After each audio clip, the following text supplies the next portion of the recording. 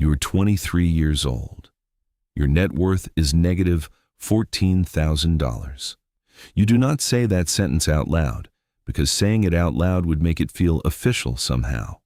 Real in a way that quietly checking the number on your banking app at 1:12 a.m. does not. You stand in line at a grocery store holding olive oil in one hand and the cheaper version in the other, doing arithmetic nobody around you can see. This is the first thing society does at low net worth levels.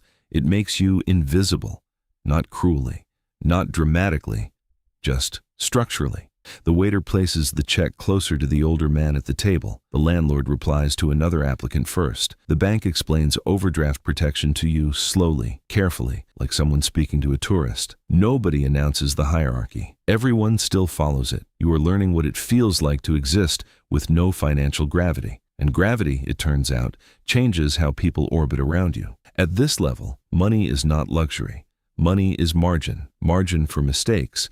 Margin for emergencies, margin for dignity. Without margin, every inconvenience feels personal. The tire blows out. The prescription costs more than expected. The rent increases $140. You feel each expense physically, like a tightening somewhere behind your ribs. And the strangest part is how normal everyone acts about it. The world continues moving at full speed, while you quietly calculate whether you can afford chicken this week. You think society respects hard work. Then you notice something uncomfortable. Society respects visible stability more. The man with the calm voice, the woman who never checks prices, the person who says, "Don't worry about it.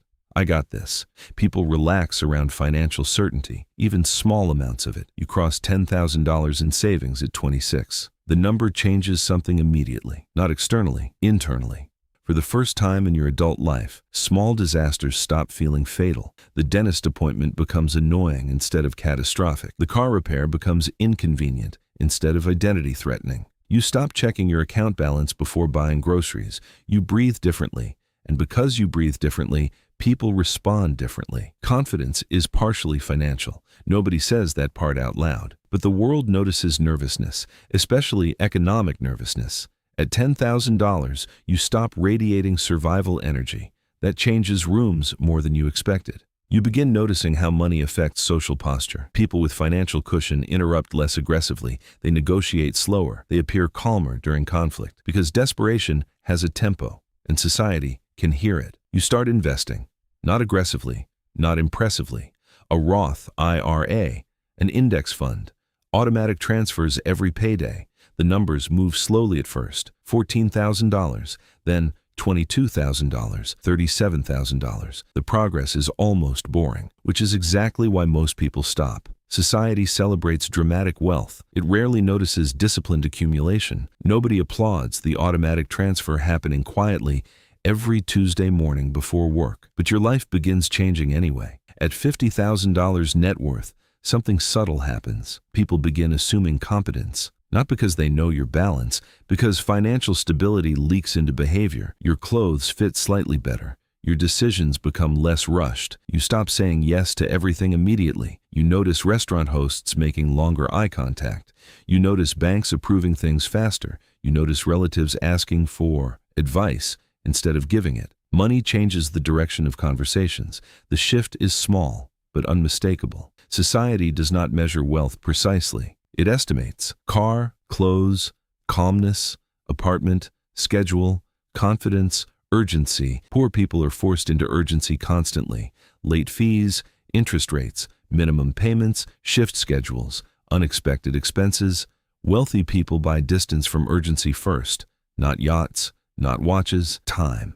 You understand this clearly by $100,000, because at $100,000, society starts treating you like a person with momentum. The bank manager suddenly makes time. Your emails receive faster replies. A real estate agent returns your call within 6 minutes. A company recruiter who ignored you last year suddenly wants coffee. You tell yourself none of this matters, but you notice it anyway. The truth is uncomfortable.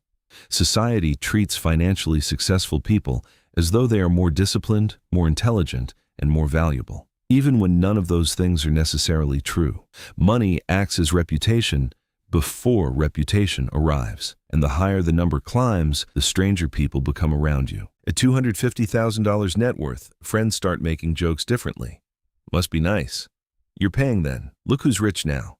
You begin learning the social tax of visible progress. You stop discussing money openly, not because you're ashamed, because people attach morality to financial outcomes. If you succeed too obviously, some people interpret your success as criticism of their own decisions. You realize society loves wealth conceptually. Actual wealthy people make it uncomfortable. At $500,000, your relationship with work changes, not externally, internally. For the first time, employment stops feeling permanent. You could survive 6 months without income now, maybe longer. That realization alters your posture in conversations immediately. Managers sense it. Clients sense it. Even family senses it. Money reduces the amount of humiliation you are forced to absorb for survival. You begin saying no more often. No to bad deals. No to draining relationships. No to jobs that slowly erase you. And every time you say no, society treats you slightly differently because scarcity is visible. But so is optionality. At $1 million, the world becomes noticeably softer around the edges. Airports, hotels, banks, restaurants. Problems resolve faster. People smile longer. Conversations become warmer. Doors open with less friction. Nobody says, "We value you more because you have money."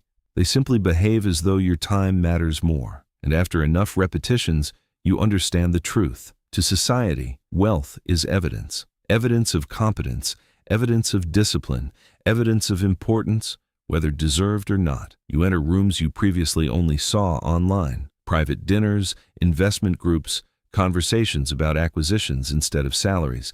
The atmosphere changes. Nobody talks loudly. Nobody tries to impress each other. Because real status rarely performs itself aggressively. That realization unsettles you. At lower levels, people display wealth constantly. At higher levels, wealth becomes quieter. The expensive watch disappears under the sleeve. The billionaire drives a car that looks ordinary from across the street.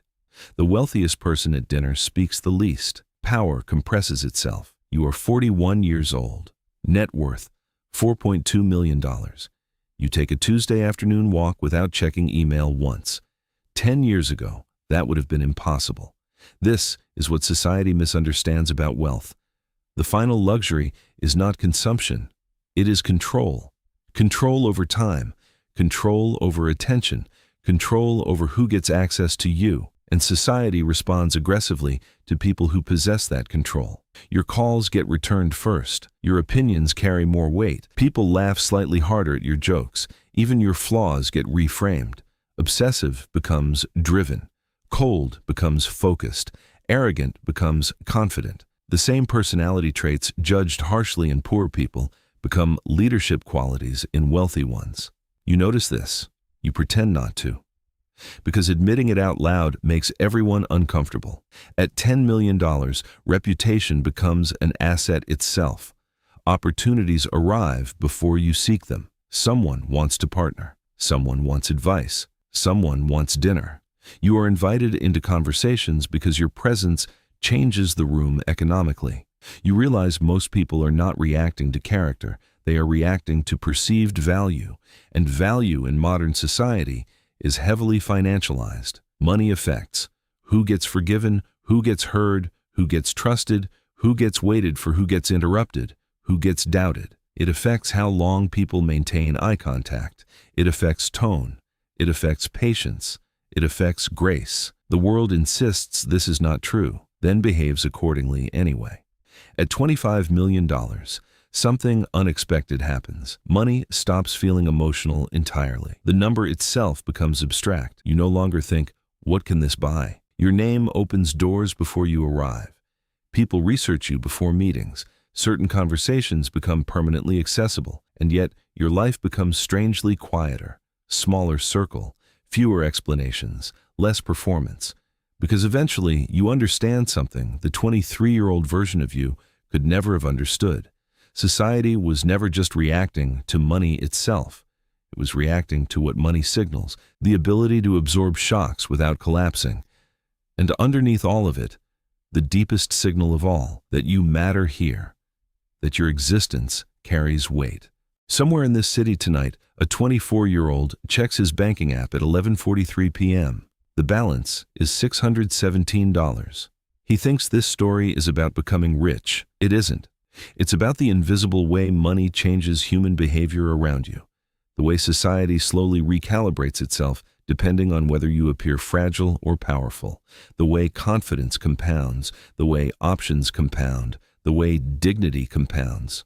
And the dangerous part is this: after enough years, enough progress, enough doors quietly opening for you, you may forget what it felt like when they stayed closed. That is how distance begins, quietly, one balance at a time.